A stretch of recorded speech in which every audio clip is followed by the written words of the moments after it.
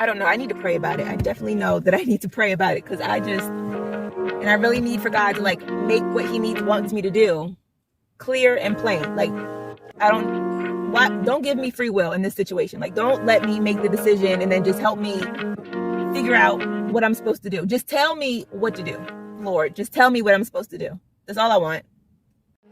It's you running through my veins. Your love runs through my veins. What's going on, family? Welcome back to my channel. And if you're new, welcome. It's so very nice to have you here.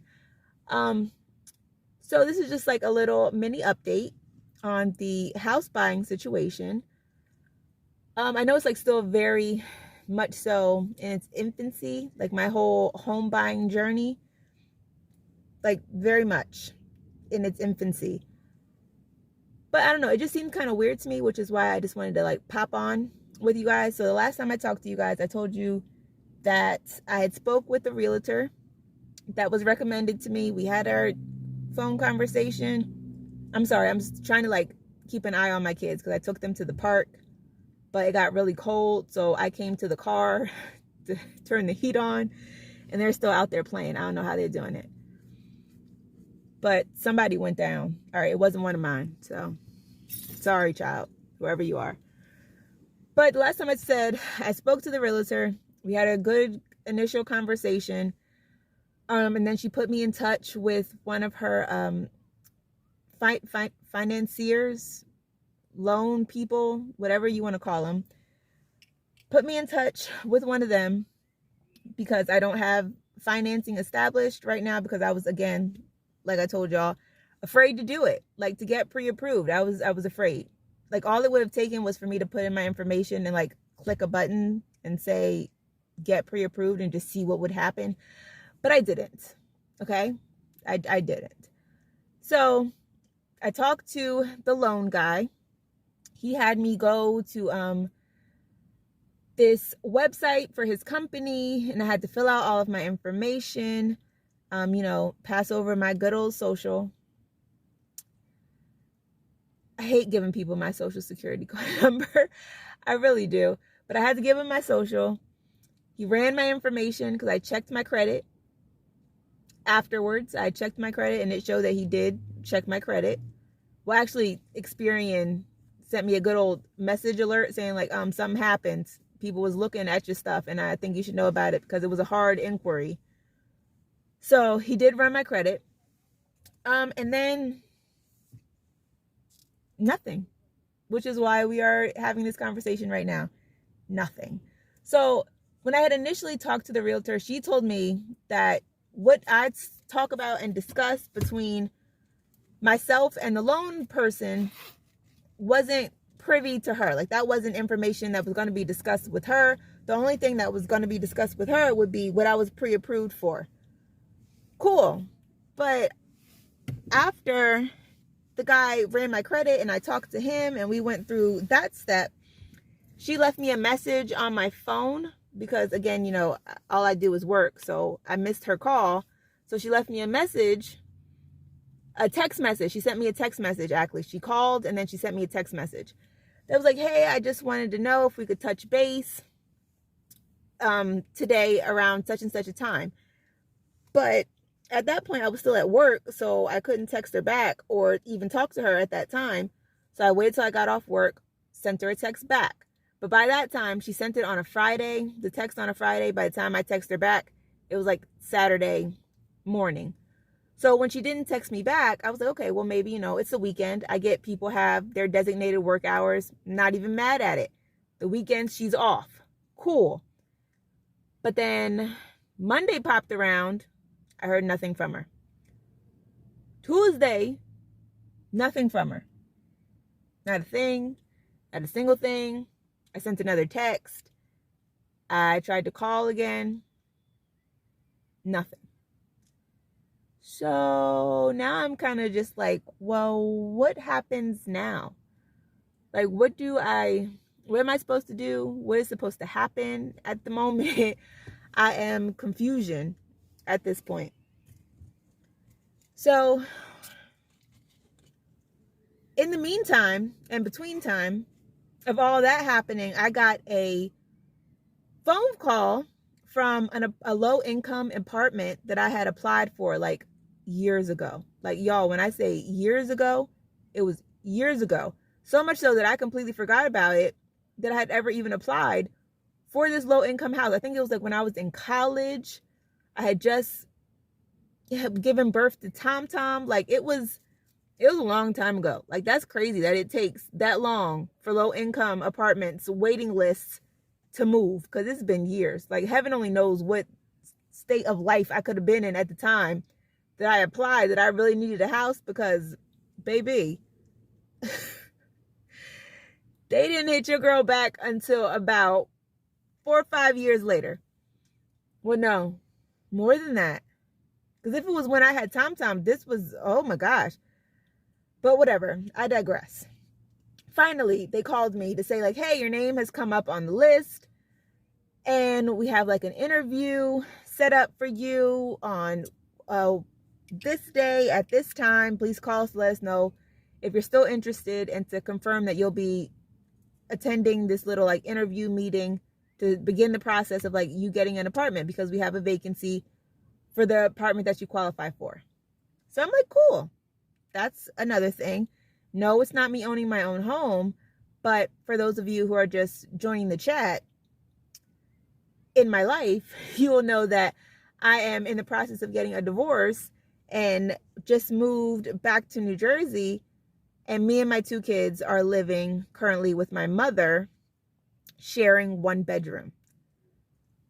So I was like, okay, no, it wouldn't be owning my own house, but it would be us having our own place. Like, the boys having their own room. Yes, they would have to share, but it would still be their own room. I would have my own room. Like, they would have like a house that they would be able to claim as their own. We love my mom dearly. We really, really do. But she's at the age where her and young kids just are not vibing on the one. They're just not. So that was my thinking then. So I called, confirmed that I was still interested and wanted to do the meeting, the interview meeting or whatever it's supposed to be, and waiting for that to happen. But then this is like a lot happening.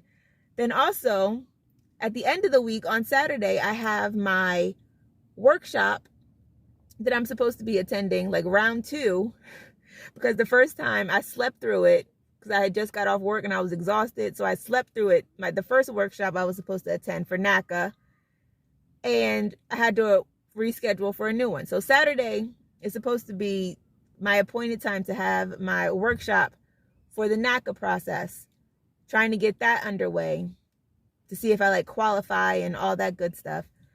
And for those who don't know, NACA is like a home buying program that has like some really good benefits that I wanted to see if I would qualify for. So that is the status of my life right now.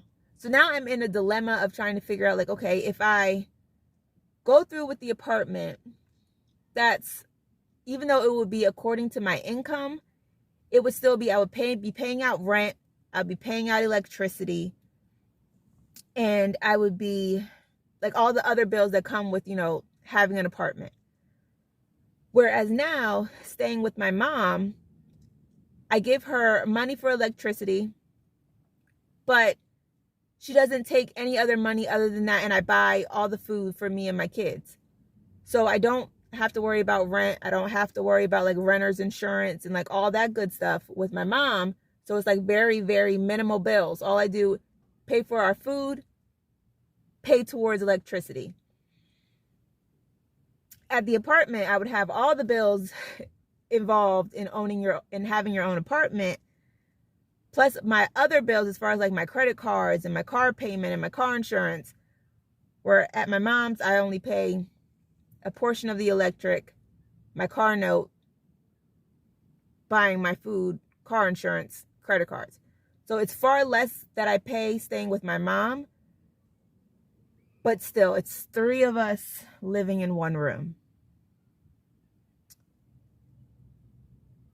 So that is my dilemma. And then I feel like if I go and get the apartment, then that's less money that I will be able to save towards buying the house, when right now, since I have such minimal bills staying with my mom, I'm able to throw more money into saving for a down payment for a house, even though like with the NACA program, you don't pay a down payment. But again, I don't want to put all my eggs into the NACA basket because who knows if I even qualify.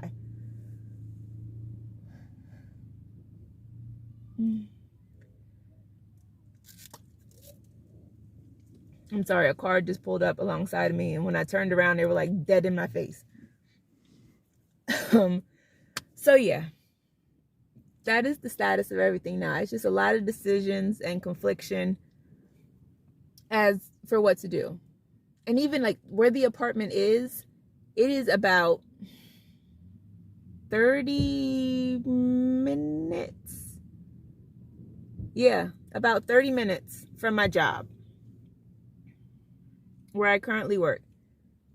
Even though I don't intend on like working there that long, like I really don't want to work there long at all.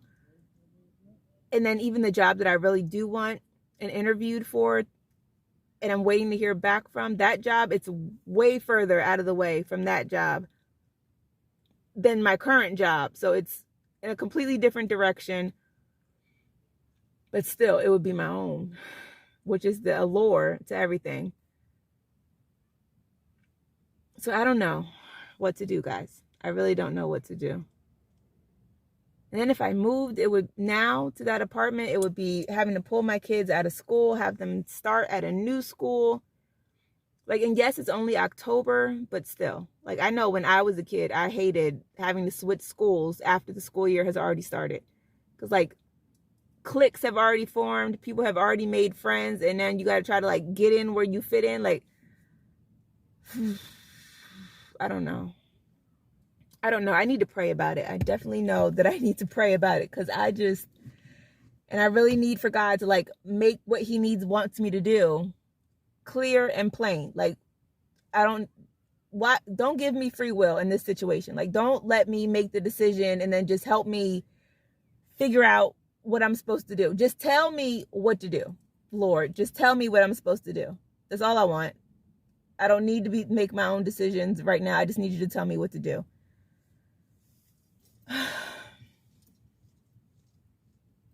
Oh my gosh, but it would be my own. But then I don't know. Because to get my own apartment, it would then, all of our stuff is still in Colorado. The boys' beds, our clothes, our furniture, like everything, pots, pans, plates, cups, all of our stuff is still in Colorado. And I had talked to a moving company to like see how much it would cost to move all of our stuff across country from Colorado to New Jersey, and baby,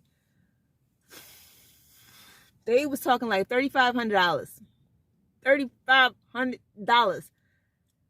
And I was just like, oh, so I guess we're just never going to see our stuff again then. Because if that's the price, like, oh my gosh, like $3,500 to move all of our stuff.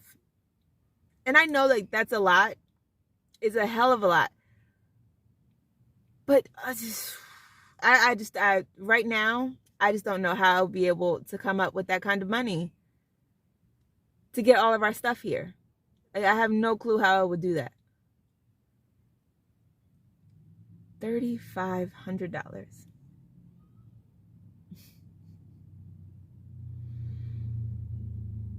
So if I get the apartment, again, like, it would be empty for a very long time because we wouldn't have beds in there. There would be no furniture in the living room. What would we eat on?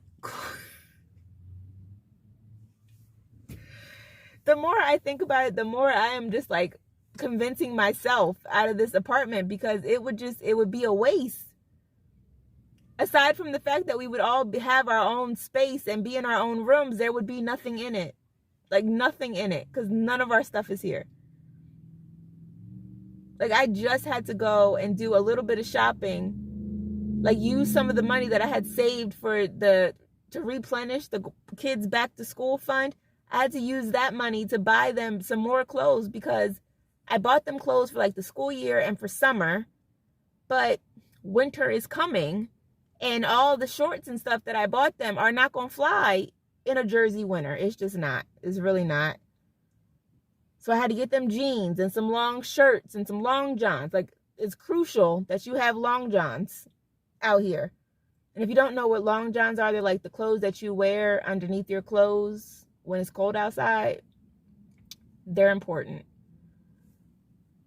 So I had to go and get all of that just because all of our stuff is still in Colorado.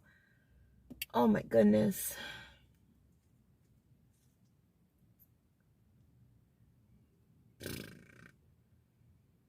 I don't know what to do, guys.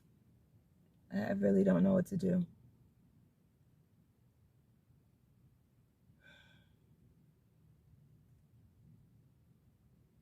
And then my soon-to-be ex-husband has moved out of the house that we had on base. He has moved out of that house in an effort to save himself some money by not having to pay out the full BAH. He has moved into another house and, in essence, moved all of our stuff with him.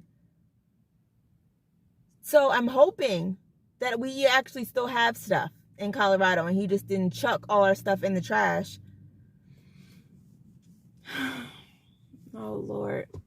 Oh, Jesus. I know you have a plan and I know that you will work it all out and I really don't understand it. And I know it's not my place to understand it and it's none of my business what your plan is, but I just would really like a clue. Even Blue gave clues. I just need some clues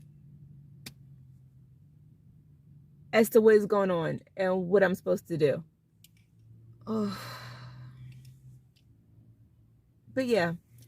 So that's the update, guys, on everything. This is kind of a little like Debbie Downer-ish, but it's what life is. So yeah, thanks so much for tuning in to my semi-mental breakdown. Yeah.